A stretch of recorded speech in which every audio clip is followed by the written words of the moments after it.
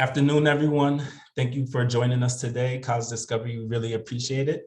To the students, I want you to know that you're in for a treat today. I invited these panelists because I feel that they exude what excellence is. These panelists, some of them have been part of opportunity programs in New York State, whether it was EOP, College Discovery, SEEK, HEOP programs. And it goes to show the long legacy that opportunity programs do for people of color. And with that said, what I want to do is that I want to lay down the ground rules before I have everyone introduce themselves. There's 3 questions, and I'll identify them as we do the presentation that I want everyone to answer. Besides the 3 questions, I just want 2 to 3 individuals or panelists to respond to the questions that I asked. That way we can save time for Q&A and that everyone could get an opportunity to speak. However, if there's a question that you really want to respond to that really speaks to you, I won't keep you from doing that. So feel free to do that. And with that said, my first question for the panelists, and anyone can go first, is what college did you attend? What was your major in college? What is your current occupation? And one fun fact about yourself as well, whether it was an accomplishment that you achieved or something we don't know about you. I'll go first. My name is Charlila Lacewell. I started my academic career at Bronx Community College. I was actually a part of College Discovery. I went on to transfer to SUNY Brockport, where I earned my bachelor's of psychology and ultimately earned my master's at Columbia University, also in psychology. I am a compliance officer for the New York City Department of Education. And a fun fact about me is that I jump competitive double dutch. Nice.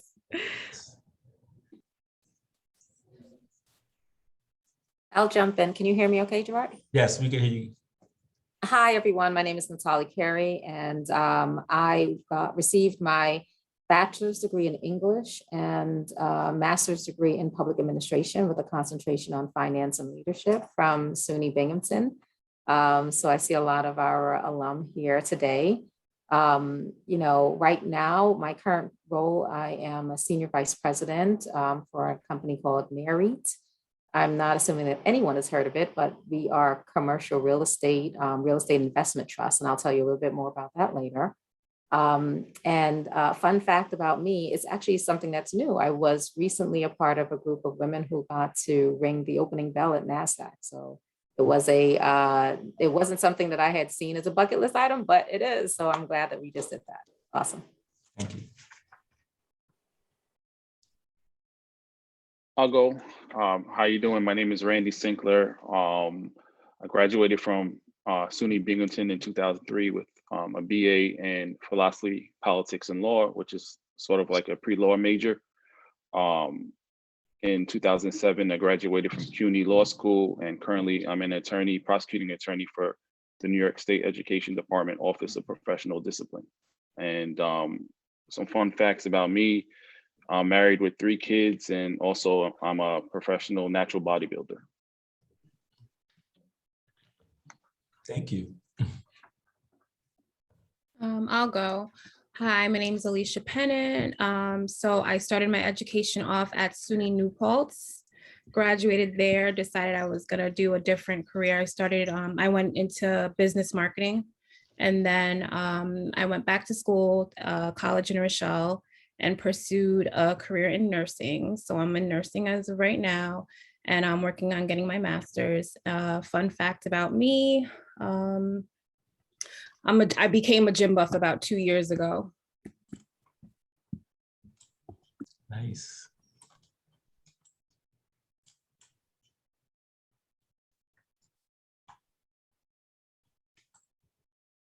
Kiana.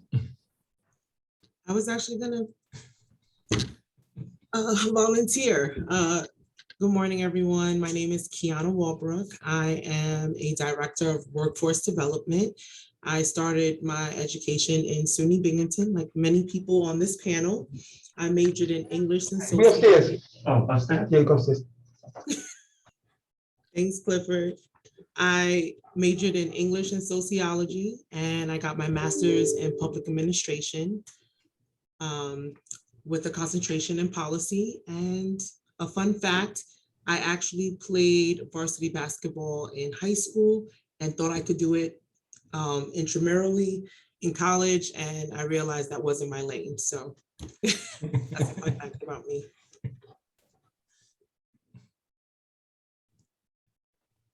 I'll snowball it to Yemisi. Thank you. I caught that snowball and it splattered all over my face. Yeah, Yemisi Youssef, alum of Binghamton University for undergrad, 2003. My major in college was philosophy, politics, and law. And similar to Randy, I was law school attorney bound, but sort of made a pivot, and I currently work in financial services. I work for a firm called Citadel. We were in the news sometime last year around the whole GameStop debacle. So it's incumbent upon me to say, while I am an employee of Citadel, I do not officially represent Citadel's points of view. So everything that I do say today, all the points of view of my own. And a fun fact about me is, my parents are Nigerian, and as well and formally educated as they are, they sort of harbor some of their old world thinking. And so when I was born left-handed, and apparently that was like a bad omen. And so my parents sort of corrected that, if you would, and now I'm a righty. My sister was born 5 years later, and guess what? She was born left-handed and they left her alone, so go figure. I'll leave it at that. Nice fun fact, nice fun fact. Larry. Hey, what's up, everyone? My name is Larry Robinson. I am a graduate of Binghamton University. I actually graduated with an undergrad degree in economics back in 2006, kind of dating myself, dinosaur age.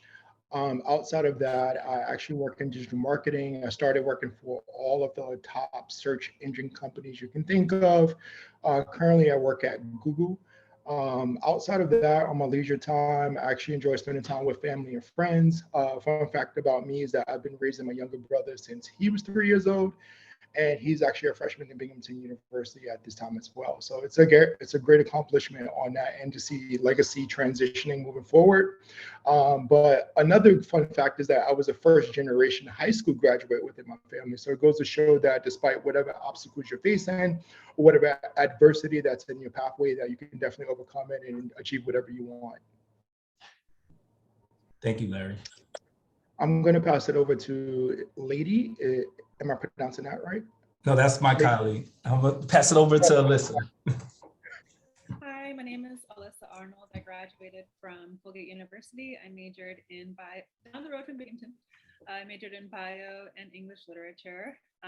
In terms of my current occupation, I work for the University of California, Davis as a program director. Prior to starting this, I acquired my MPA from Mark School of Public and International Affairs. And fun fact about me, athletics also not my lane. I broke my leg running into a fence and now have metal running through my left leg. So during softball. Thank you for sharing. I think that is everyone. Oh, Mr. Archibald, I'm sorry. Hey, good morning, Nicholas Archibald. Also an alum of Binghamton University. I got my master's in higher ed administration, went back to school to become a school counselor. And currently I am the principal at June Jordan School for Equity in San Francisco, California. Moved here in 2016. I'm residing in Oakland. And fun fact is that Mr. Cole and I used to play Madden and 2K back in the day. And I think I won most of the time. So when you all see him, you could let him know his nemesis is back. So we're going to talk about obstacles. And I guess I was one of his obstacles in college. But one of the reasons why I brought these individuals in, because I feel like they embody what it is to overcome adversity, whether it's academic, whether it's personal, whether it's professional, to be where they're at today, to be pillars in our society, to be role models, sponsors, and mentors to students before and now. And with that said, the first question I want to ask 2 to 3 panelists to respond to is, can you describe an obstacle or personal challenge that you needed to overcome in order to complete college, and how did you overcome that obstacle?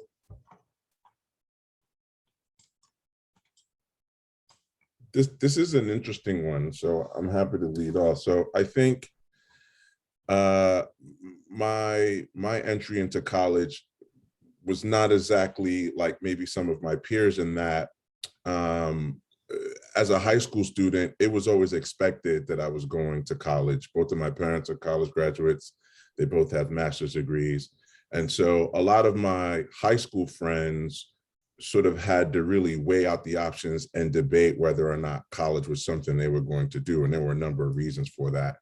And so I got into college largely on the back of my mother's efforts, right? Who basically got a bunch of applications, filled them in, and told me where to sign a date, right? So I was quite privileged in that way. And you know, really I can reflect on that and 100% acknowledge that. So my obstacle really was not getting into college, but it was once I got there, it was like figuring out how to stay there, because I went to schools at the primary and secondary level that were fine, but not particularly challenging and didn't necessarily require that much effort from me to excel and lead my class. Whereas at Binghamton, I was amongst some really, really bright people who came from, you know, backgrounds where they perhaps had to put in more effort to get to. And so, you know, it took me a couple of years before I really figured out, how am I going to make it through college? And there are a number of factors that contributed to that. And I think we plan on discussing some of those things. So for me, the challenge was not sort of, was I going to college or getting into college? It was, once I was there, how was I going to stay there and make sure that I obtained my degree?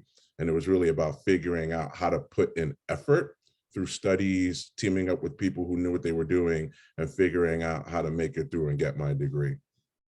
Thank you for sharing that, because a lot of that resonates with me and also resonates with the experiences that I've had working in higher education, where a lot of students come in unprepared in so many different ways, but also don't know how to advocate for themselves in order to find resources to help them get through that. And I'm glad that you're able to navigate that and to be where you're at today.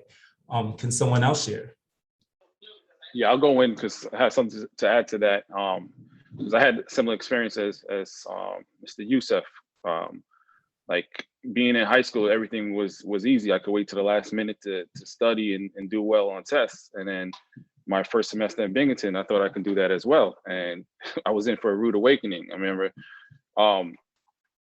I tried to study one night at the last minute, and I opened like my notes and I see this like tremendous amounts of materials that I had to cover for the test. And obviously I did not do well.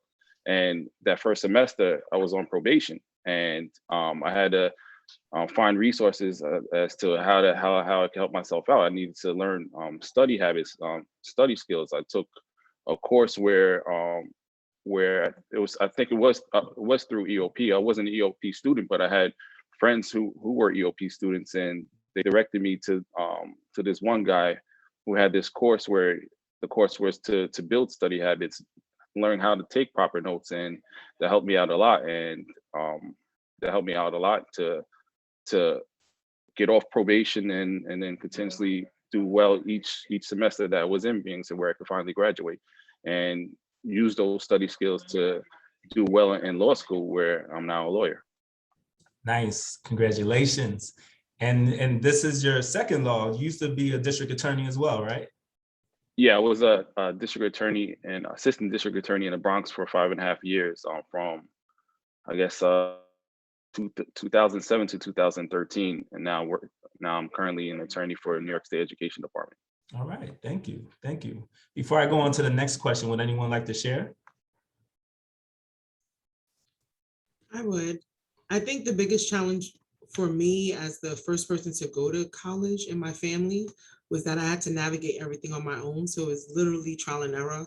There was no one telling me, you know, what applications, deadlines. I had to figure that out, because for me, my mom just assumed, well, you're the smart one, you got this. Like, I'm pretty sure you got it all figured out.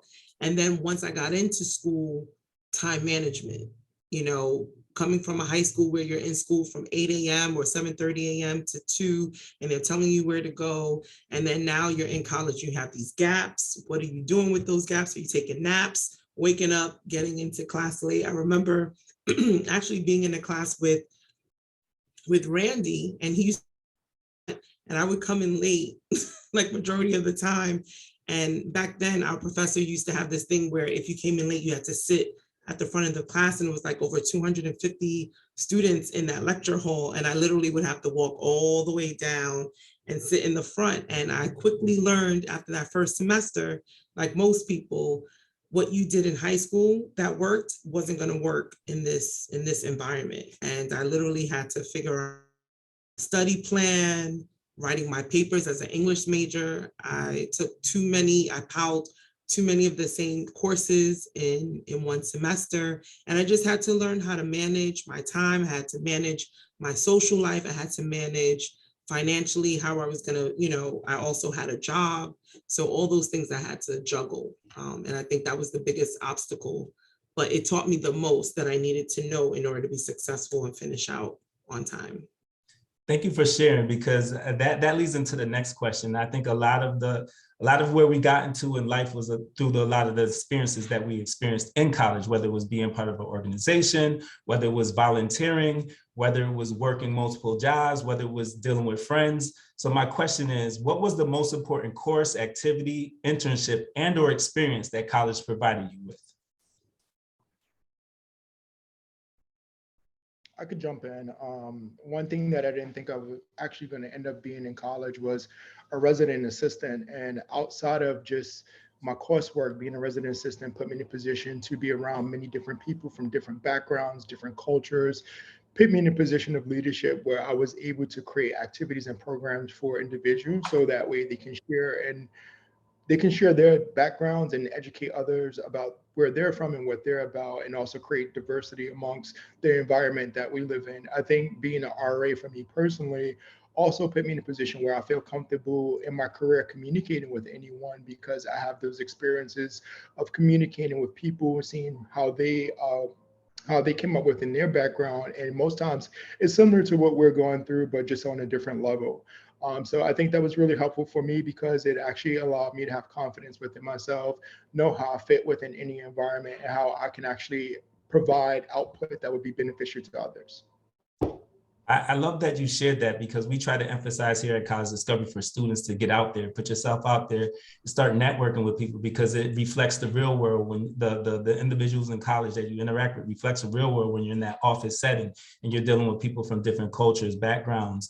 It's a good way to adapt and to learn more about yourself as well, and about other people as well. One thing I want to actually feed off of that is, and I think it's one thing that we don't really take into consideration, is that the individuals who are your peers, those who you are going to school with, who you're interacting with day to day, those are the leaders of tomorrow. Those are the individuals that you want to have connections with, relationships with, to ensure that those are the ones who can guide you to where you need to be in the future. But also, in the event that you are in a position to help, you can lean back and help as well. So definitely the number one thing that I want to say about college is networking. It's who you know, what kind of relationships you build in, because those individuals are going to be the ones who's vouching for you when you need them most. Thank you for sharing that. I appreciate that, because this is a testament to it. Everyone here today was a network that I developed while I was in college. So thank you, and a little bit after college as well. Anyone else want to share and respond to that question? I can jump in. So I would say I wouldn't really rank, I don't have a number one, but this is one of the most important ones. And it was when I started Colgate, I actually participated in the HEOP program, so the Office of Undergraduate Studies OUS program. And my sophomore year, after my sophomore year, I decided to apply for the residential academic coach job. So I took on the role of like an RA/TA for the students who were coming in that year. And I'd never worked with college students in that capacity before. I was a college student, or just students as a whole.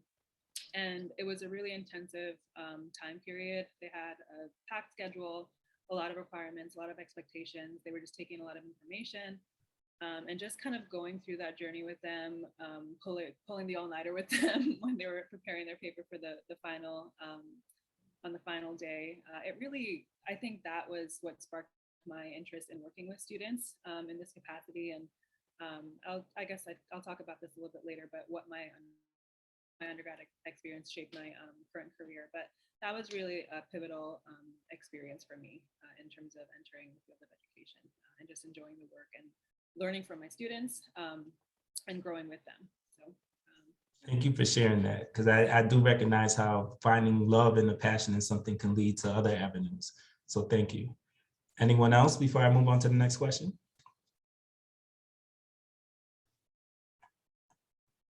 All right. The next question, because I know some of you I know personally, and I know some of you have had several jobs since after college and stuff, but why did you choose your current occupation and how did college prepare you for it? Actually, I would like to start if possible. So mine's is actually pretty funny because I was the first generation of everything. No one in my family actually had a professional job at all. Or so I really had no guidance on what I wanted to do. I knew that I love sports, and I was very interested in figuring out like how certain brands tie to sports to create this relationship with individuals. So I was actually watching the movie What a Woman Wants with Mel Gibson, and he was actually a marketing executive where he was actually creating a lot of like campaigns for Nike and things like that. And I thought that was really interesting that he had this really nice house, and he wasn't within sports, but he was actually tied to the relationship that it creates with individuals and whoever have a passion for it. So with that being said, I actually grew interested in marketing and digital marketing as a result of that. And that was the funny thing about my story. But in terms of how college prepared me for it, it put me in a position to kind of understand like how I was an economics major. So it taught me how consumerism works, how the global economy works, how consumer behavior works, how everything connects together. And I think that was something like growing up in Harlem and in the urban environment, the only thing I really knew how to connect was like hustling or finessing things. So having a better understanding of how real society works and then putting myself within that position so I can contribute is something that I think college was really helpful for me. But just that movie inspiring me to do what I did today is actually really funny. And it does pay well. Thank you. I'll jump in, Gerard, on this question. So my current role, I just had a huge career shift and moved into commercial real estate, an industry I know nothing about, in a role that I know nothing about, right? So I'd spent 16 years in government. I was a CFO for Broome County, which is where Binghamton is. So I went back to Binghamton and became the CFO of Broome County. I got to sit on the board of our alma mater, which is awesome. I then went to work for the state comptroller's office as an assistant comptroller. And then I was recruited by Governor Cuomo to be the chief financial officer of New York State Department of Labor. And then I became the COO, which is the executive deputy commissioner of New York State Department of Labor. So I was running the entire Department of Labor during COVID. And I always tell the story so that it can bring some context. Like in New York State, there's usually about 300,000 people unemployed at any given point over a course of a year. We usually spend about $2 billion paying out unemployment benefits. And in the first 6 months of COVID, New York State went from 300,000 people unemployed to 3 million. We went from paying $2 billion in benefits to paying out over $60 billion in the first 6 months. Wow. In the first year, it was $120 billion. That's one state, that's New York. As you can imagine, the workload just kept rolling in. I mean, there were so many people in need. We were just not prepared as an organization for that influx. And it took a lot of effort and energy to kind of right that ship. I had 2 young kids. And there was a point, I think it was about 3 months, where I hadn't seen my kids awake. I didn't know what they looked like in the daylight because I was leaving so early and coming back so late. And burning both ends of the candle, I said, you know what, I've been in, public sector for, 16 years. Kiana, I'm hearing you talk about workforce development. That was my thing, but I decided, you know what, let me make a career shift. So I started, I should have mentioned that I'm on vacation. And so my family's in this room with me. So please pardon me. Okay. So in this time frame, right, I decided that I needed to make a career shift. And I started knocking on doors, people I'd met over the years. And I had 3 amazing opportunities that were presented to me. And then I decided to go with the one that was of least comfort, the one that was going to create the most professional stretch for me and give me an opportunity to do something that I'd never really done before in the past. And so now I'm an SVP at an organization called NARI. It's Real Estate Investment Trust. And in America, 80% of the real estate, you look at the New York City skyline or Chicago or DC, 80% of those buildings are owned by private companies or private families, right? Think about the Trumps. But 20% you can buy on the stock market. It's publicly listed, right? And so you can own a piece of a mall, a piece of a campus, housing, piece of your grocery stores, right? And so my company represents all of the publicly listed commercial real estate that you can buy on the stock market. And this position gives me an opportunity to have a huge international footprint, which is something that working in government didn't give me. So I really wanted that. It also gave me, again, the opportunity to network with some top CEOs in a particular industry, right? So it's been amazing in terms of how college prepared me for that. You know, I would say in college that I was always about my business. That's just, you know, my mentality. I was always just about what I needed to get done and how I needed to do things. And so for me, I found, I was prepared by just always raising my hands for opportunities, right? And I was an RA, I was a TA, I was a student athlete on scholarship. You know, I just participated. I was in a sorority, and one of the biggest things that I learned was just that, you know, the more diversity, the more things I raised my hand for, the more opportunities and exposure I got, was moving in and out of different environments, settings. Like I feel just as comfortable hanging out in front of the bodega in Brooklyn as I do in a boardroom at New York State. Like I can move into or out of any of those environments and be completely comfortable. And that's something that I think people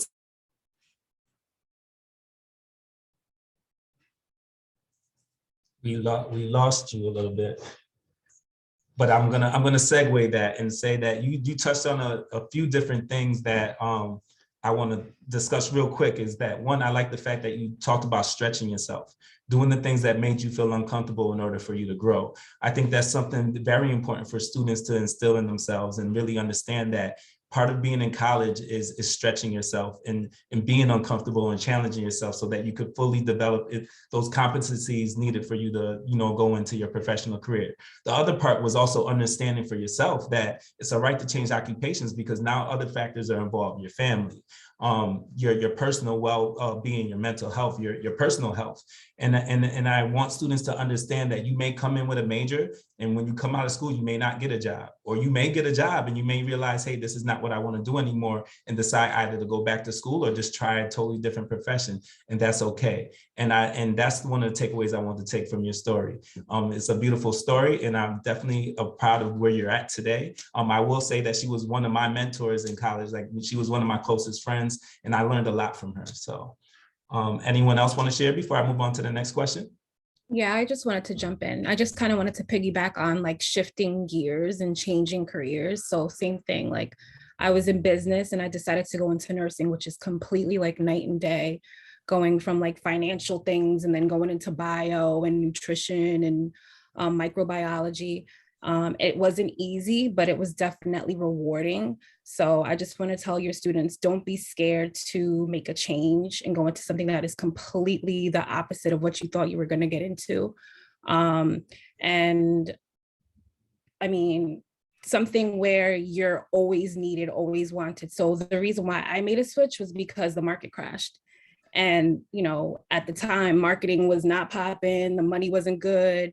Everything was kind of like going, you know, everything was consolidating. They were using one person to do three people's jobs. So people were losing their jobs. And I'm just like, I need to go into a field where I'm always needed. I'm always wanted. People are always sick. There's always something happening. So that was why I decided to do what I did, and I don't regret it at all. So I just kind of wanted to encourage people to, if they feel like their heart is not in something anymore and they need to go and divert, that they should definitely do that. Thank you. Thank you for sharing that. That's definitely some facts right there.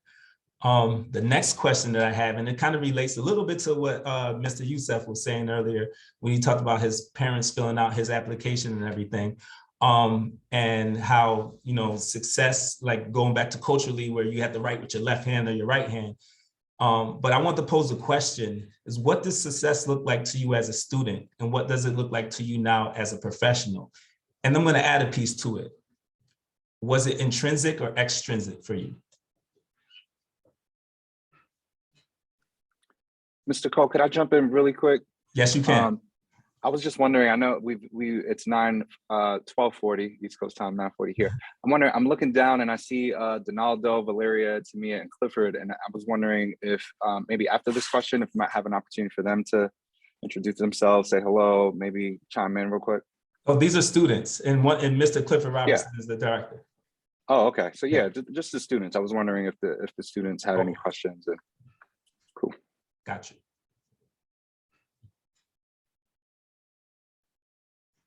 So I'm gonna pose the question again. What does success look like to you as a student, and what does it look like to you as a professional? And was it intrinsic or extrinsic? That's a really good question. You know, look, I'm going on 42 now, right? So looking back, I could probably more clearly define what success looks like as an undergraduate student. But while I was one, I was making it up as I went along and basically trying to emulate people that I thought had figured it out. And, you know, I think I've been very fortunate throughout life, and particularly in my undergraduate career, to sort of catch the attention of really smart, dynamic people willing to share. So going into school, I had one view of success, which was basically going in class, mailing it in, and expecting to do well, right? I was quickly disavowed of that once I was on academic probation for 3 semesters, right? And then I had to sort of team up with some folks who did have much better grades than I did, who were more engaged on campus, in campus life, who were doing things in and out of the classroom, on campus, off campus, and sort of creating this sort of ecosystem of participation and making sure that wherever they went, they were sort of giving it their best and excelling at it. So for me, success as a student, absolutely, it does start with your academics, right? There is no success as a student without having your academics in order. However, there are other elements of student life that contribute to a more well-rounded individual. And it's those things that I hinted on just now. Now, on the back end of my college experience, I think I look very different than on the front end, right? And I look like a more well-rounded and a more serious individual. And I think those lessons learned, I parlayed those into my professional life, right? So one, understanding why I'm here, what's my primary purpose, right? Which is delivering on objectives, whatever they might be. And then making sure that I tap into the different areas of myself that make me successful, right? Whether it's networking, identifying people at that firm or other professional people to help me figure out how I should be conducting myself, how I can be connecting with people that are helping to blaze my trail and advocating for me and doing all of those things. So I think ultimately success as a student, success as a professional, I think if I had to boil it down to a few things, it's one, being clear on what your objectives in that place are, right? And then two, identifying the other areas of life in those spaces that you can also contribute to so that you're having a more well-rounded experience. I like that, having goals and setting them, because you know that way you have the direction. I really like that, and I hope the students take that with them. Can someone else share on that? Yeah, I wanted to chime in, Mr. Cole, because I think the word success is can be a bit of a pitfall. And I think in particular when Mr. Youssef is talking a little bit about his age there, I think we're peers. So I can relate. I think we come from a time where social media wasn't as prevalent as it is now. And I think that absolutely has a huge impact on young people and their perception of success, the perception of themselves. And I really think that is something to really unpack individually, because those things can become personal pitfalls in young people's lives. So I think when we think about success, for me, you know, I know money was kind of behind that word for me as a young person, figuring out how to do that, but also just trying to align my own values and my dreams, if you will, and figuring out how to get paid doing that, I think was a formula that worked for me. But I imagine that for young folks, there might be some different things to navigate as the world has changed drastically. So I'm actually wondering if maybe the folks that are here might be able to share a little bit about what their ideas are of success, or maybe might be able to ask some specific questions from us around that. Yeah. I like that. I'm gonna segue to the students real quick. Pedro, Tammy, or any other student here, would you like to give your definition of what success may look like right now? Because it doesn't have to be permanently, but it could just be something momentarily right now. And it could be one thing that might be successful. I think when it comes to success, I feel like for me, because there are times like my first semester, I wasn't too good in one subject and it made me feel like giving up, like I can't do it, so I don't want to do this anymore. But at the end of the day, Miss Prachado reached out to me and saw that I had potential to better myself in psychology. And I thank her for that because she helped me get through my first semester. Now I'm in my second semester, my freshman year. And if I ever feel like I'm not successful, I can remember her helping me and remember I could do it. I can do it for myself. Thank you for sharing that. I love that. How about you, Pedro or Jeffrey? Well, for me, I used to think success was actually, having a good career and making a lot of money. But I kind of realized this definition for me for success was not just having a good career, but also being able to enjoy your life, being able to do the things that you want to do, like, having the freedom to do all these things. Like, yeah, you may be working, but you can go on vacation, I don't know, to Hawaii for 2 weeks, or I can just go back to Dominican Republic with my family members or anywhere else. So for me, like success has to do a lot with being happy with your life. See, what I love about this is that when it comes to success is we create our own definition. And like Nick says, a lot of stuff is influenced by social media, is influenced by, our friends, or is influenced by society saying that you need to have this status, you need to be married and have kids by this age or whatever. But like you said, ultimately it really comes down to what your definition is and what you're trying to accomplish. And it goes back to what Seth said, to creating goals for yourself so that you're marking them off and checking them off and making sure that you're reaching them. I'm gonna move on to the next question. Sorry, Gerard. Valeria has her hand up. I apologize. Yes, Valeria. You can speak. Hi, good afternoon. Sorry. Hi, good afternoon. My name is Valeria. I also want to answer your question about success. I do think that for me, success also has to do with a well-balanced career. Like, for example, in school, like I just want to make sure that I am getting good grades and that I'm putting all my heart effort into class, but I'm also balancing that out with, let's say, exercising and eating healthy and making sure that I'm also taking care of myself and those around me while pursuing what I believe is like a good career for me, and I believe that's success for me. Just balancing everything out. I love that, because being balanced and taking care of your physical and mental health is the most important, because you can't do anything without those two. And one thing before we move on, is I actually want to point out is that one thing we need to remind ourselves is that success includes failure. So those lessons that we experience from failing is what puts us in a position so we can be successful. So never beat yourself up when times get tough. Those are just learning lessons that you need to acknowledge. And that's good, what's actually going to make you overcome and put you where you need to be. So success is not necessarily monetary. I think it's more so happiness more than monetary, because money doesn't buy happiness at all. It just buys more bills. Yes, I agree with that. I agree with that 100%. The next question is anyone pursuing a career or working in a field that is opposite of what you majored in, and why? What has your career choice taught you about yourself? Is your career choice leading you further away or bringing you closer to where you want to end up? And I also posted in the chat as well. That's I'm going to try to speak fast in case the internet gets unstable again. That's a really, really interesting question. And I would say in terms of, where my career is now versus where I wanted to go. So I, like you said, I thought, maybe I was going to be an attorney, right? I majored in English, and this was something that I'm interned in a law firm. I was like, no way. I had zero interest in doing this. This is not the profession for me, right? And so I had to make some changes and pivots.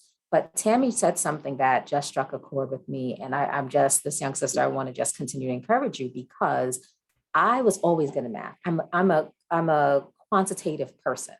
And then I got to college and I flunked calculus. Like I could not pass calculus for anything. I mean, I started to look for all of the different courses that would be offsetting for calculus so that I never had to take it. And it took my confidence away in my mathematic ability. And it made me switch my major to English. That's how big that one course, that the impact it had on me. And then when I graduated school and I became a CFO, right? After I couldn't do well mathematically in college, I thought that that was just going to be, that career was never going to happen for me. And someone gave me an opportunity to be CFO because it truly, in terms of quantitative work, that was my love. And so when I hear your story about, you know, I didn't do well in this course and it affects your confidence, that certainly rattled my confidence, but I just kept coming back. And then I said yes to the opportunities that I got to be in the field that I liked. And where I am today, everything that I've done, the failures to Larry's point, and the successes, I think have just given me everything that I needed to make sure that I'm pursuing not just a job, right? Because I feel like I'm transferable. I can go into any industry, but being in a place where I'm actually happy and I love what I'm doing. I like being able to, you know, do the work that I'm doing. And all of those experiences has led to this. So I just want to encourage you and anyone else here who might have seen that, you know, one class you're not doing well in, or that one area that you are struggling with, everyone on this call has had that.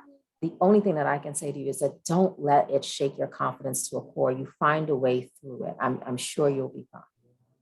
And to add to that, I want you to know that when you become professionals, you're going to feel that in the professional realm as well. There's going to be times when you feel like you failed at something, or you're going to see someone be more successful at something, and you're going to feel as if maybe you're not adequate. But I do want you to know that that's a lie.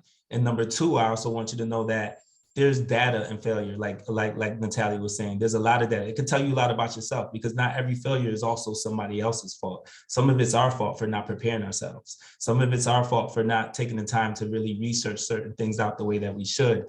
But also just know that, like you said, like they said, when you fail, there's an opportunity for you to get back up, be stronger, be better, and build on those competencies. Does anybody else want to share, whether student or panelist? I just want to say that, like, I have this philosophy thing where you have to know what failure is at first in order to know what like success is. So the same thing that happened with her. First going into college, I've always wanted to be a video game designer. So I always sucked at math. I was going to go into computer science for my major. And because of math, I went into a different major, which is digital arts web design. And at first I wasn't, I was skeptical about it. But little by little, once I started taking all these classes, I realized that I had made the best decision for myself. And I started to love all the art classes. I started to see like the world in a new form of way. And I started to learn a bunch of things that I didn't think I would have learned if I would have gone into computer science, and, would have ended up hating all my classes. It was that calculus too that got me like that. So once I saw calculus, I said, nope, I'm not taking that. Thank you for sharing that.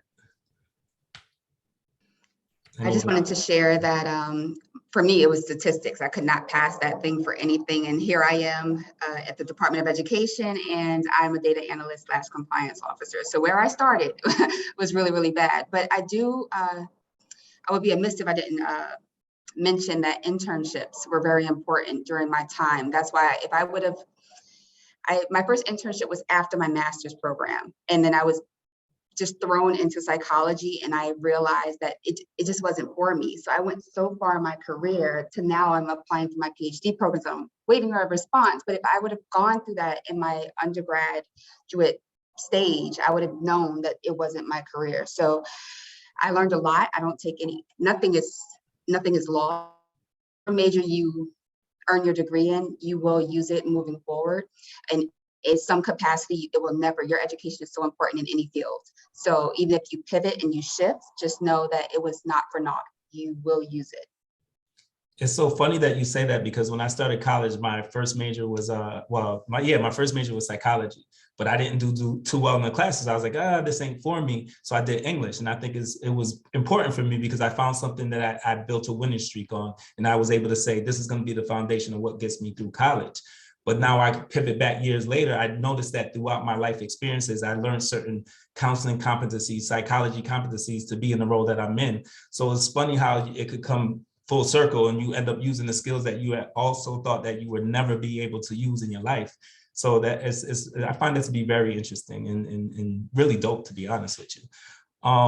Another question that I have for you guys, and this brings me to my Peloton rides. There's Mr. Toussaint says, if you stay ready, you don't have to get ready.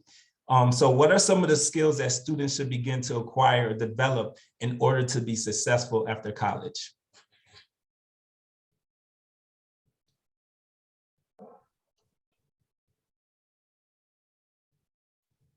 I would say one thing is don't let perfection get in the way of progress.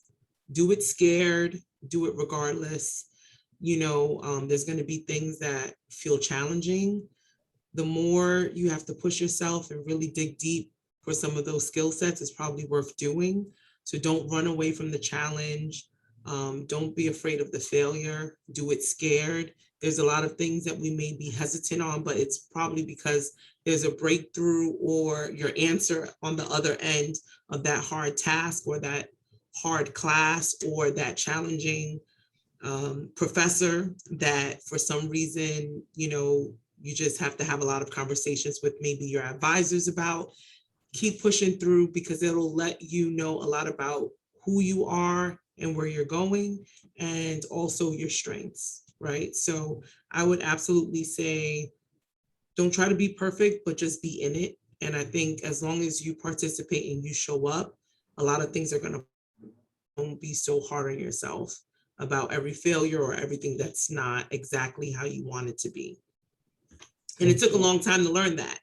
I actually am still learning that in different areas. So don't be afraid to put yourself out there. Don't be afraid. I think Natalie talked about the networking piece, get to know the Year of Yes. I read The Year of Yes by Shonda Rhimes, and I took a year of yes, but I also realized that yes also meant yes and, yes if, being understanding what you can withstand and understanding your, I don't know how to say it, like leveraging your time and not being just a yes person, but saying yes to opportunities with an understanding of what you have to do and what you have to balance, if that makes sense.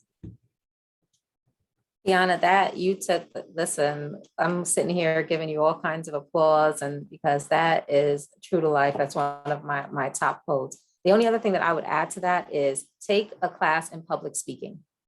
I'm just going to tell you right now, no matter what you are doing, if you're going to be a video game designer, web programmer, psychiatrist, psychologist, whatever, what I've learned in class in college in public speaking, and it changed how I was able to communicate effectively to others.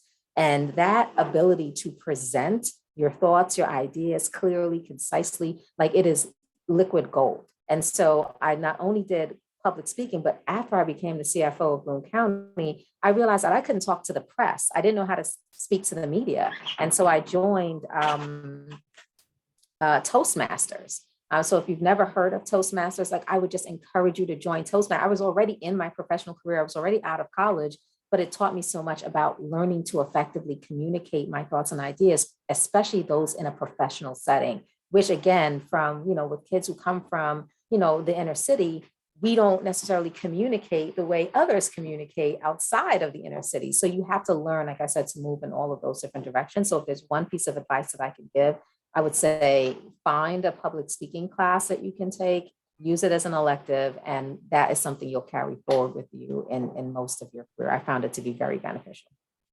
Thank you. Thank you for sharing that, both of you guys. Alyssa, I know that you worked in Brooklyn, you worked in California. What are some of the things or the things that you've seen from students that you believe that they should, work on after college in your roles? We encourage our students to network a lot, and I was actually going to touch on this a bit later on, but it's so important, the people that you surround yourself with, like Gerard has invited all these people here because he made connections with them along the way. It's so important to reach out to others and build bridges. So what I would say is just get comfortable, searching for people in your field of interest, if you have one, and reaching out to them on LinkedIn, or if you see them at a talk, a panel, Don't be afraid to message someone privately and say, hi, I'd like to connect with you after this. Ask for their email. Most people want to connect with students and they want to make sure that they're uplifting the people who follow in their footsteps. So yeah, just be comfortable with networking and push yourself out of your comfort zone. A lot of people aren't comfortable speaking to strangers, I should say. But that's such an important skill. It'll open up a lot of doors for you in the future, professionally, academically, in terms of your letters of recommendation, talk to your faculty. It's important to network and build those bridges so you have them you have lifelong connections. Thank you for sharing that. And before I segue to the next question, I want to add to that by saying, I think one of the most important skills is being flexible and adaptable. I think that a lot of reasons why I'm able to network with so many people in this room is that I can, or to network with people in general, is that like Natalie was saying, I could be in the inner city and dealing with inner city folk. I worked in rural areas. I was the only, Black person working in one of my organizations previously. So I was able to really navigate the room by understanding cultures, understanding, religious aspects of people, just a lot of different things. So just be open and flexible and adaptable to every situation that you come across. Just don't judge or have your biases, check your biases at the door. Make sure that you're inclusionary with everything that you do, because there's a lesson to be learned in every room that you're in.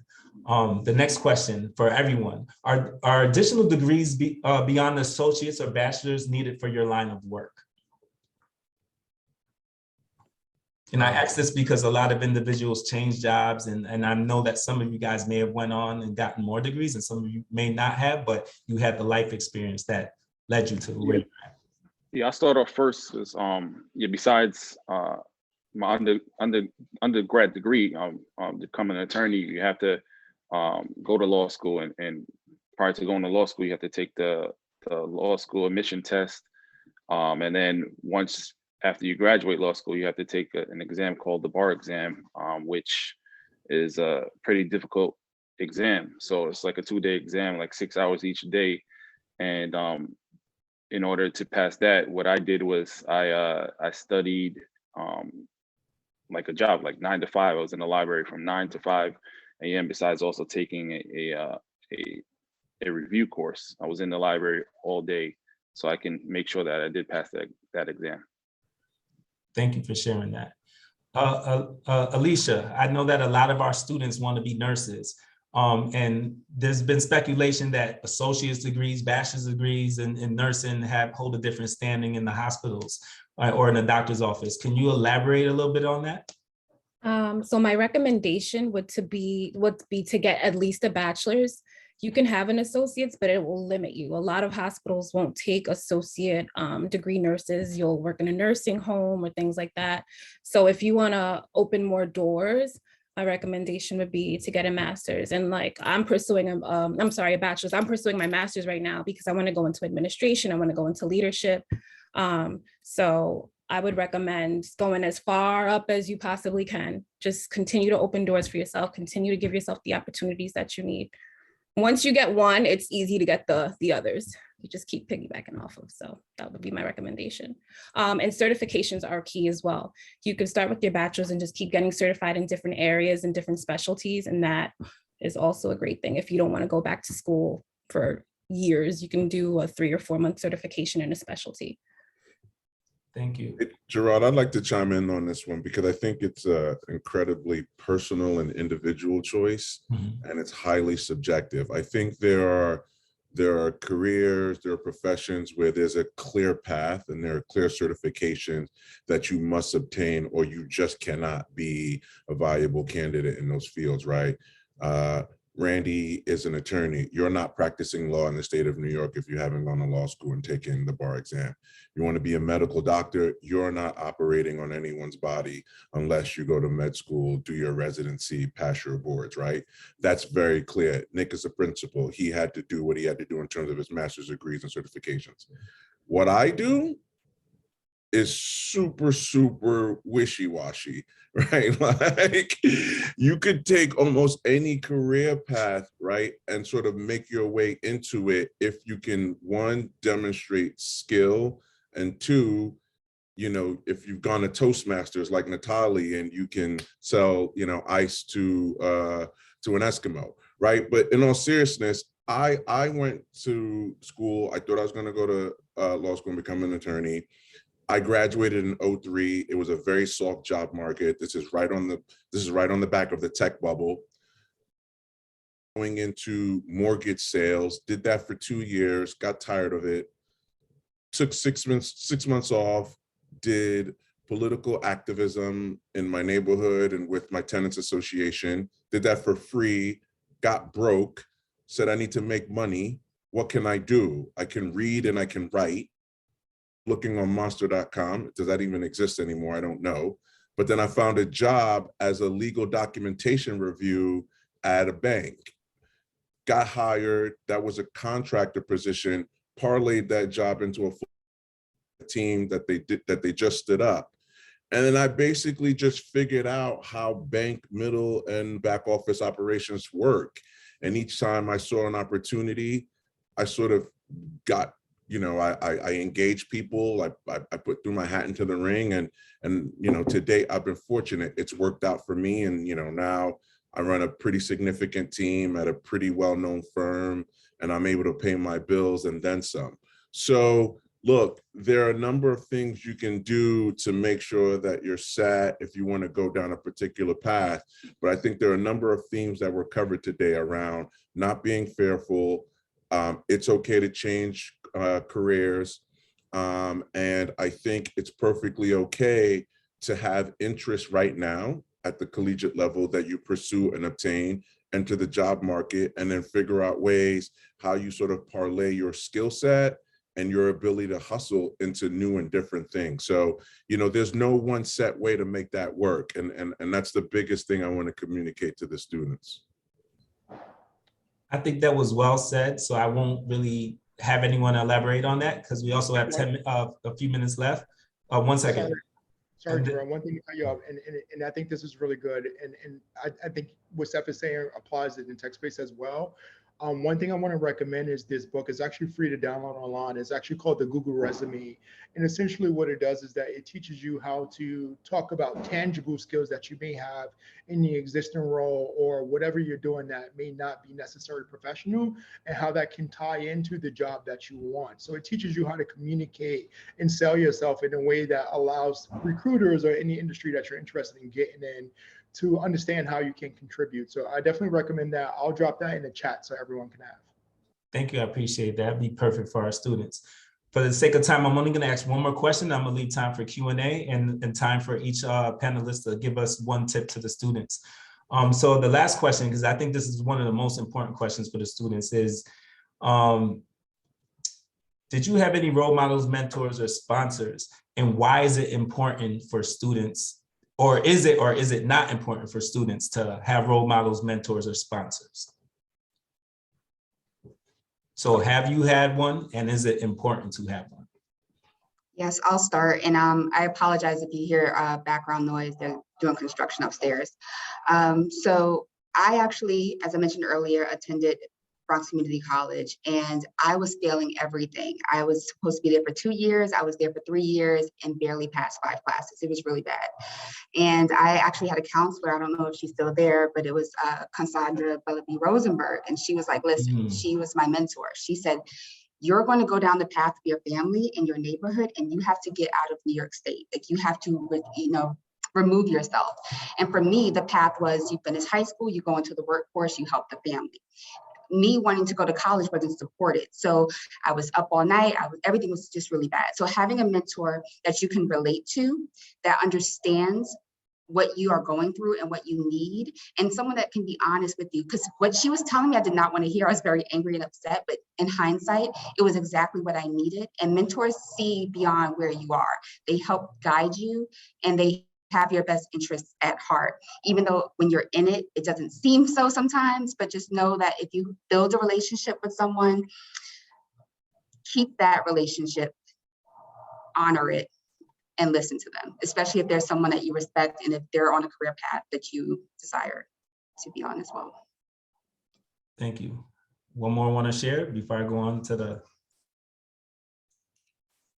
Gerard, I can't say that I had a true mentor. I think different people play different mentorship relationship. Well, I had different mentorship relationships along my career, but I will say as a tip is that seek out the individuals that may have the jobs or the roles that you want and have informational interviews with them right now while you're still studying. We have so much more technology at our fingertips than when I was growing up. Just having LinkedIn and, tapping someone and saying, hey, do you mind having a virtual coffee? I just want to find out, what was your career trajectory? How did you get there? What classes did you take? Did you need a certification? Set up different meetings with individuals just to be inquisitive. I think that's a big piece of growing, is not being afraid to ask the questions, whether you feel a little weird about some of the questions because it's not natural for you to ask other people about their lives, but it's important. Some things you could, I guess, avoid, some of the hardships you can avoid if you talk to the right people. Be friends. Don't be the smartest person in your friendship groups. Definitely be friends with individuals that are going to push you to be better, or that's going to require you to show up a bit different. You want to change your circles, have as many circles as you need to be successful, and tap into those individuals because they're actually going to get you to where you need to be at some point. So just the fact that we're all on this call and we're all connected by one person says a lot about just our net worth is directly connected to our network. So definitely reach out and build that. Thank you for sharing that. So I just want everyone to share that's a panelist. One tip or one word of advice for the students today. And then afterwards, I'll leave the floor open for questions for about 3 to 5 minutes. But one tip or advice that you give to the students as they move forward in their college and professional careers. One advice I would give is and this is something that's been pretty new, this term that's been coined, is the imposter syndrome. And I just want to let you know that wherever you are, you belong there. The steps that you're taking today is putting you in a place that let you know that you belong there. There's many times where you're going to feel like, I don't see other people who look like me there. I'm not thinking the same way other people are thinking. You're questioning your ability. And at the end of the day, like, everyone feels that way.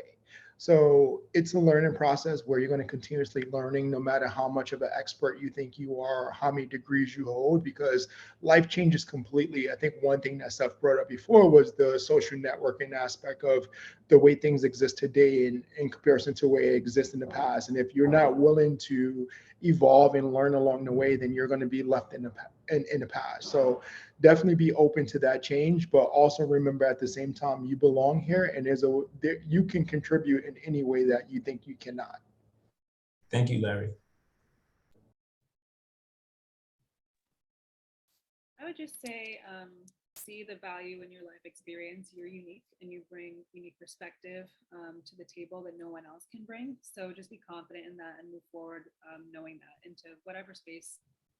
Just understand, one, that you belong there, yes, and then two, you have a whole history that really informs your work and what you're contributing to any space into which you are. Thank you, Alyssa. I would just say like a work-life balance. And when I say work, you guys are in school still. So just taking time, if you need to step away, you can't do things if you're overwhelmed or, things are heavy on you. So I would just say, take time to reward yourselves when you do something well, but definitely a work-life balance. Thank you, Alicia. One of the things I opened up today's sessions with was sort of an acknowledgement that I've lived a charmed existence. And, I think when I was in undergrad, there were adults, there were professionals at Binghamton University, and there were adults in my community that took an interest in me. I don't know why, right? I don't know what they saw in me. I don't know what they particularly liked about me, but they took an interest in me and what was going on and what I was doing. And, ultimately, I was able to develop lasting relationships with those people. And some of the advice, inroads, introductions, life's lessons that they taught me have been invaluable and have sort of set me apart, I think, from other people in my age group vying for the same limited opportunities. And so what I'm trying to say here is there are probably adults who are taking interest in you as students, and you should think about whether or not you're, for lack of a better term, you should think about if you're capitalizing on those relationships well enough, right? Like, ask yourself, why is this person always asking me how I'm doing? Why does this person walk 30 yards down a hallway to come give me DAP when they were going the opposite direction, right? There's clearly something they see in you. So leverage that person, ask the silliest questions that ever come to your mind to that person, let them give you advice. And when I say silliest, I really mean that in air quotes. There's no such thing as, if you got a question, it needs an answer, pose it, right? Pose it, get the answer you need, build on the knowledge, right? It's 101, right? 101, 201, 301, same thing, right? You got to build on that foundational knowledge, and then you become expert down the line. Pose those questions, activate those relationships, capitalize on those adults and professionals taking an interest in you, and that you still haven't figured out why that is. It doesn't matter, because what they're going to teach you, the people they will introduce you to, the things they will pull your coattails to, you may not use them today, but they will become invaluable at some point, and it could be the difference maker. Thank you, Yamasi, for sharing that.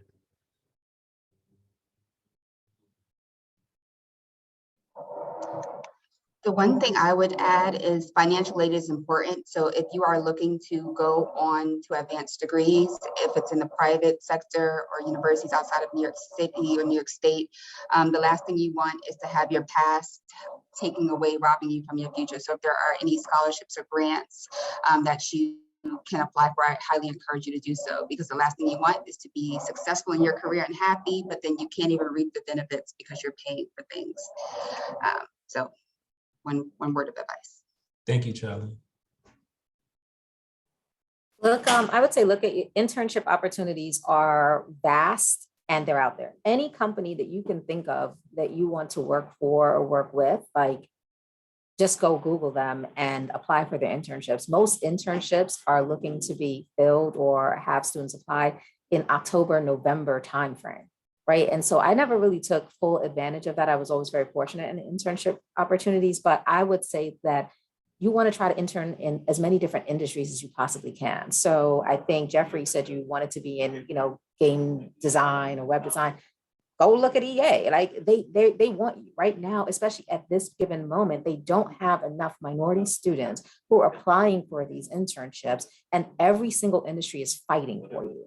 So you want to go and research which organizations. If you're interested in commercial real estate, look at Fannie Mae's. If you want to learn about how to, be a developer or housing, all of these things, like, literally Google it and try to find internships in those fields, even in the companies that you think, and not in a million years, right, I would be able to get into.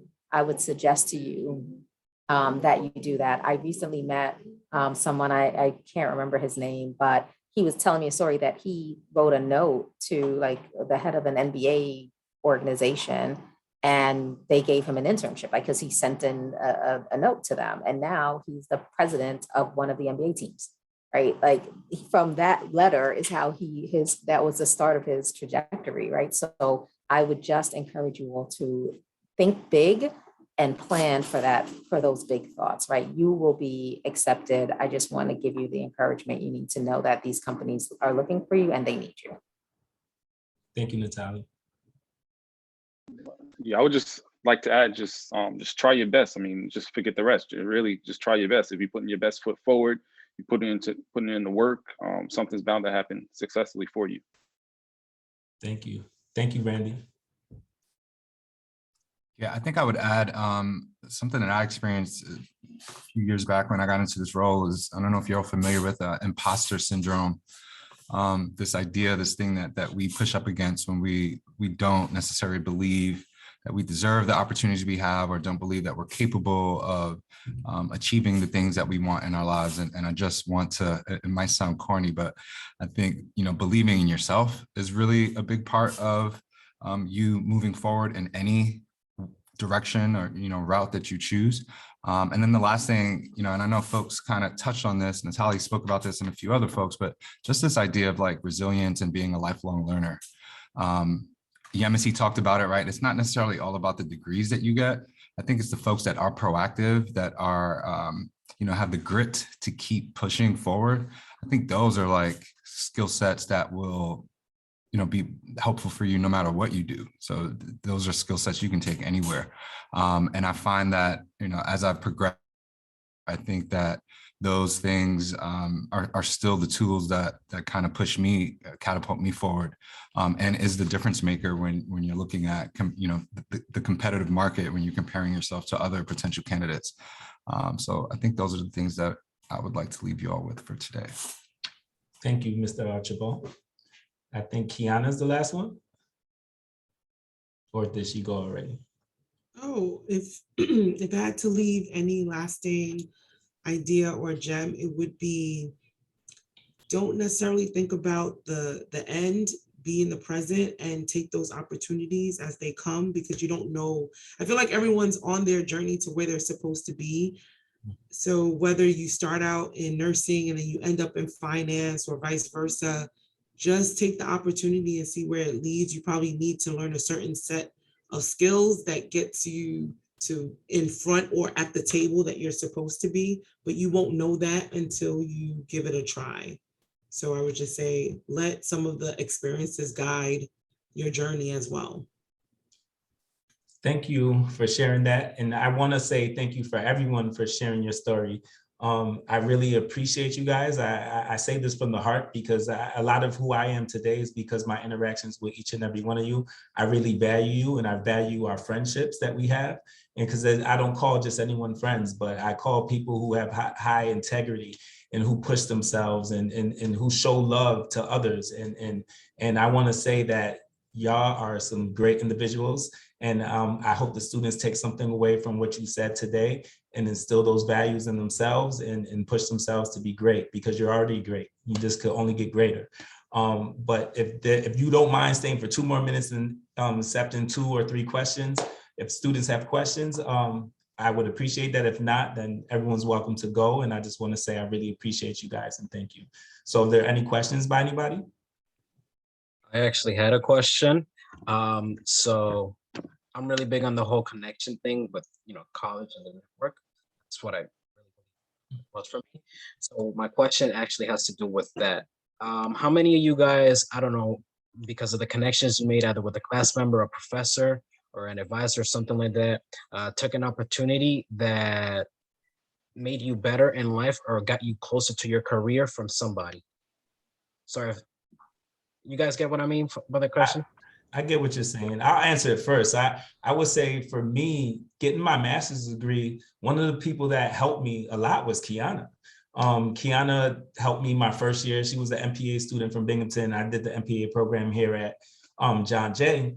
So going into a different field of thought in the way that you have to strategize as a program manager and those different things, learn about assessment, program evaluation, a lot of my ideas and projects where some of the seeds were planted by Kiana. So I think that relationship that I established coming in through the EOP program at Binghamton University was something I kept. And that's the same thing when it comes to Nicholas and Larry and so forth. I feel like there's been different seasons of my life and different places of my life where I draw from their expertise. And I'm able to take what they tell me or show me or some of the examples that they set forth in order for me to be where I'm at. And Miss Maxwell, she was probably one of she was what, 2 years above me or something like that. And I think she might've been my RA or something, and I can't remember, but I'm grateful to her in so many ways. I used to use her car all the time in college to get to where I need to go to get to work and stuff. And it's just a blessing to have people that will fill in the gaps in the seasons that you're in, whether it's a personal need, academic need, or a professional need. So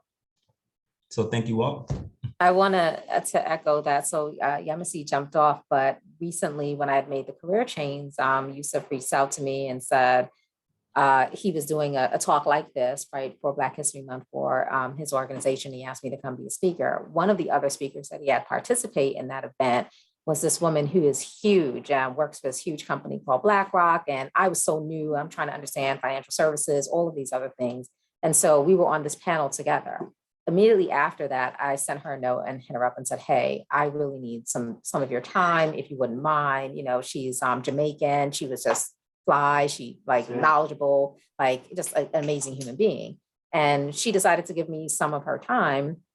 And since then, we have maintained a relationship that for me has been exciting. She's done not just help me professionally, but on the personal side, like, you know, who's going to be a great financial manager? How do you help, you know, get help in certain areas? And so definitely, it's about and Kiana mentioned this, it's really about meeting people in the different seasons of your life. There's teachers all around you. There are so many people who are invested in you all around you. And what you have to do is to just figure out, you know, how to learn from those folks. You're not going to do everything the way they want you to do it, right? You're not necessarily going to be a robot to what they want, but what you are going to learn is where did they succeed? Where did they find failures? And how you can make those changes so that, you know, you can take from the best of them and, you know, incorporate into making the best for yourself, right? So I just stress to you that there's people all around you, whether it's professors, whether it is, I had someone at the corner store who always was just like, you know, you're going to do well, right? Just those people, you want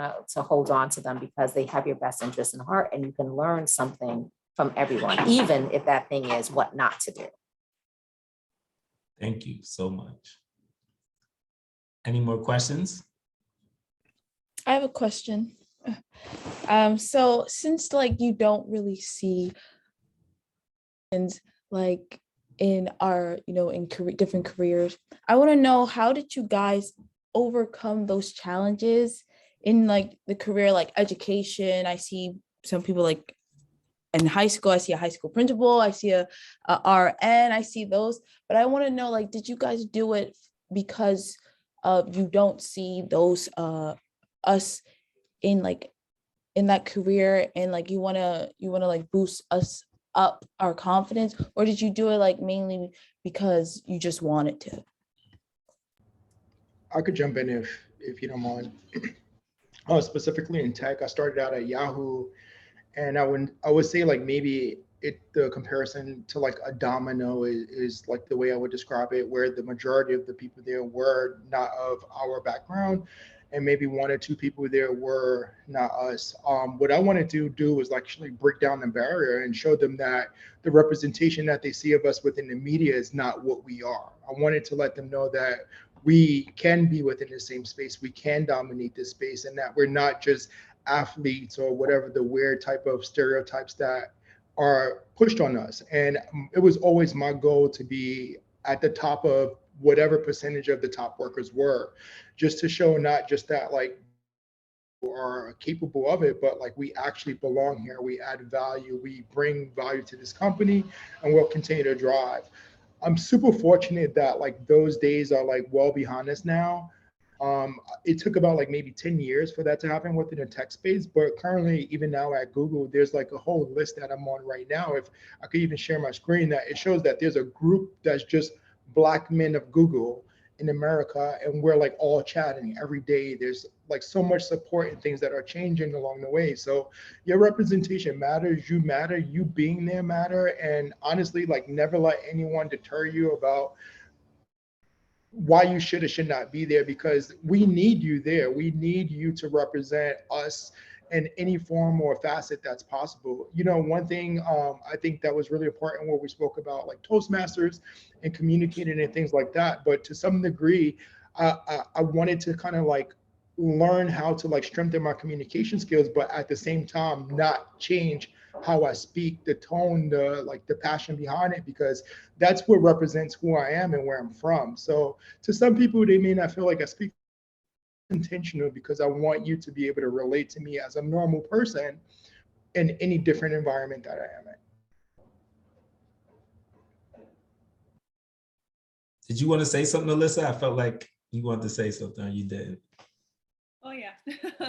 So my actual job, the description of the program itself, I'll just read it to you and then kind of discuss a little bit what it means to me, and what my expectations are for our students based on that. So for Avenue B, it's designed to eliminate barriers that prevent full participation of women, first generation, and underrepresented groups in STEM, serving high potential students.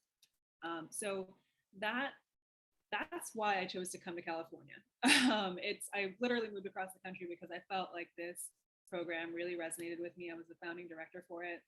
And it was informed largely in part of my experience as an undergrad, biology student, biology English student, knowing that my experience could help me break down those barriers for the students I'm serving. And one of the expectations I have for my students is that they go forth into whatever industry. We ideally try to set them up for success in the biological sciences, academically and professionally. But what my hope is that they will go into their fields and continue breaking down those barriers, but also uplift the students who follow in their footsteps.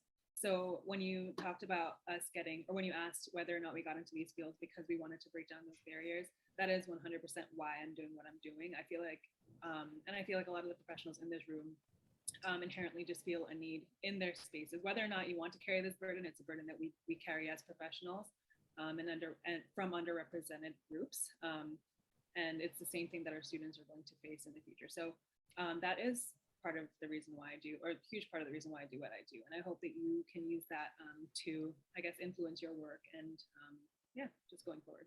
But, thank you. Go ahead, Kiana.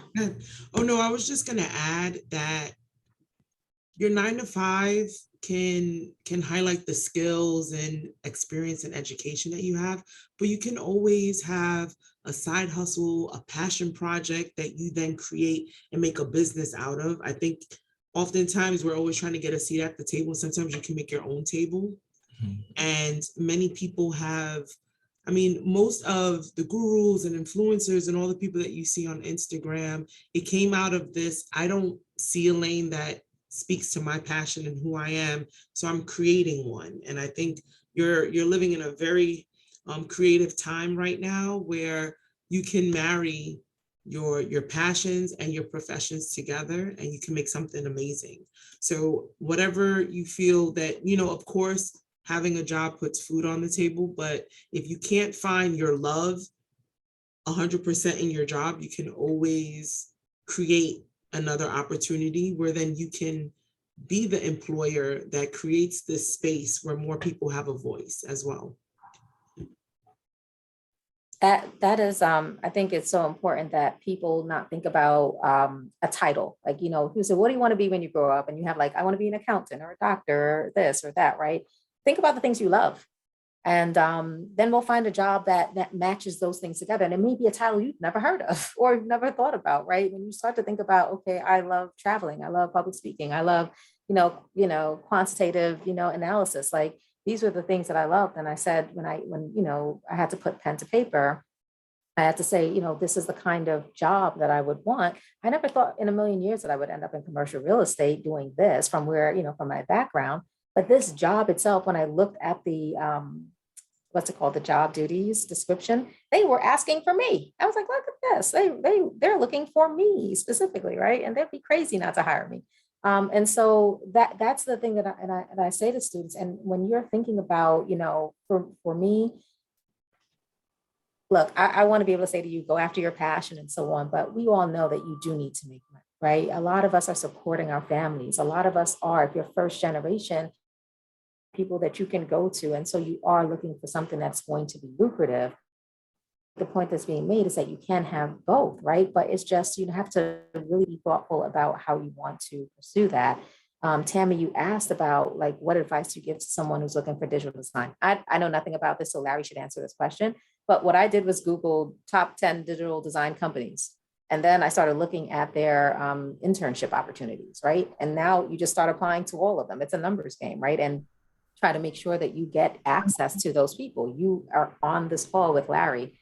He's working at Google. I want to work at Google. I don't know what happens at Google, but it just seems like a great place to work, right? So you would want to make sure you're taking advantage, right, of this opportunity and connecting with him on LinkedIn afterwards, right? Because this is someone in a field of your interest, right? So this is where we're talking about the networking. We're not talking about the future. We're talking about starting yesterday, using the folks that are around you to get where you want to be, or at least to figure out, what direction that's in. Any last questions from the students or?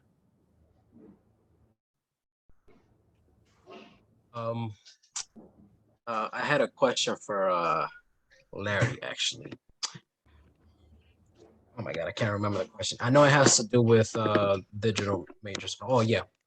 So when you were in the aspects of like digital arts and all that, you had cases where they wanted to see maybe a portfolio of yours. Were you discouraged by that, even if you didn't have as best of a portfolio that you wanted to have? So just to take a step back, I'm on the digital advertising side, not in terms of like the art or graphic side of it. But it still kind of relates in that sense. So I think like that the link that I sent in terms of like the Google resume, with that book, it'll kind of give you an idea of how you can still like present yourself in a manner that will allow you to allow whatever recruiter or company that you're interested in working for to see that you have those skills that's relatable to what you're looking to apply yourself to. So in terms of your conversations about portfolios, I would say if you are working for, or you're looking to be in a position where a portfolio is necessary, I will work on building up that portfolio. Another thing that was really mentioned was like leveraging LinkedIn. A lot of the places that you want to work at or work for, there's a lot of people in those positions already. So like reaching out to those individuals and getting an understanding of like what they did on their end in order to have the door open for them, put you in a position where that can actually occur for you as well. And many times when you reach out to those individuals, I don't want to say that they'll do it for you, but it'll be a 50-50 effort where they're actually guiding you so you can actually put in that other 50%. And then once you connect, a lot of times they'll open up the door providing an internship or opportunity that they see available for you. So I definitely want to make sure like one is that you're like building like a portfolio that works best for you, regardless if it's like in the graphic arts department or not. Even for myself personally, since I work in marketing, everything that I do individually is built around like making myself as a portfolio so I can have a conversation with someone and then kind of continue to elaborate off of that. So I think just having your mindset as in reality is that you're a product, you're a business, you're that entity that you want to be represented, and then kind of build out how you want people to see you and then just go off of that. And I think a lot of that are just comes with like values and characteristics and like determinations that you set forth for yourself, because there's definitely going to be a lot of distractions. There's going to be a lot of self-doubt, but along the way, what you need to do is kind of stand on that portfolio that you're building for yourself, because that's going to be the confidence that you're going to need to like push for it regardless of whatever situation you're in or whatever room you're in. Thank you, Mr. Robinson. One last question, and I'm gonna let everyone go. A student posed, Tamia posed the question is, what made you pick the college that you were in? And have you ever considered going to an all-Black college? And are you glad to be in the career that you're in right now?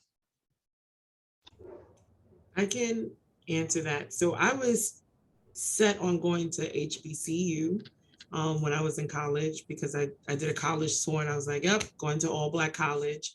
And then the finances came into play. And that's when I realized, oh, so we can't afford all my college aspirations. So I actually went to Binghamton because it was financially sound for me and my family. So I actually was supposed to go to, it was Howard, and I was really excited, but the tuition and the parent loans were just not, it wasn't speaking to my mom, who's a single mom. And I made the, I guess the smarter choice or the economically sound choice for the family, so I wouldn't put additional stress on the family. So I went to Binghamton, but I wouldn't have it any other way. I've met lifelong friends and networks, and just being in a space that looked close to my reality when you leave college actually helped me to be in different spaces and, you know, and just learn. And I worked through a lot of the challenges that I found myself in my workspace. I already worked that out in a lot of my lecture hall classes and taking some philosophy classes, being the only Black woman in a room of 150 individuals. I think, Gerard, you were in that class and then you left me. So where there would have been 2 Black people, there was only me, because Gerard was like, I'm out of here. And, you know, it taught me a lot of lessons, and I wouldn't have it any other way. And of course, my networks, they run far and wide and deep, and I'm grateful for it all. So. Thank you for sharing. I'd like to say thank every presenter, panelist that came today. I really valued everything that you spoke about.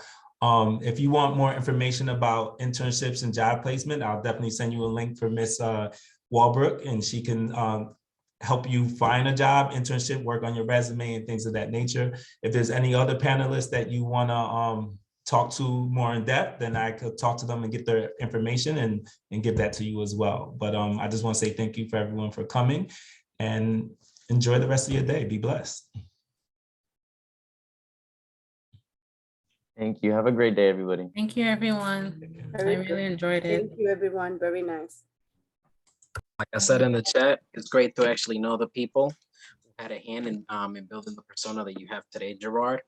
Because every time I do actually see you, I feel happy that there's a Black man like you in college helping out people. Thank you. We're recording. Oh, sorry.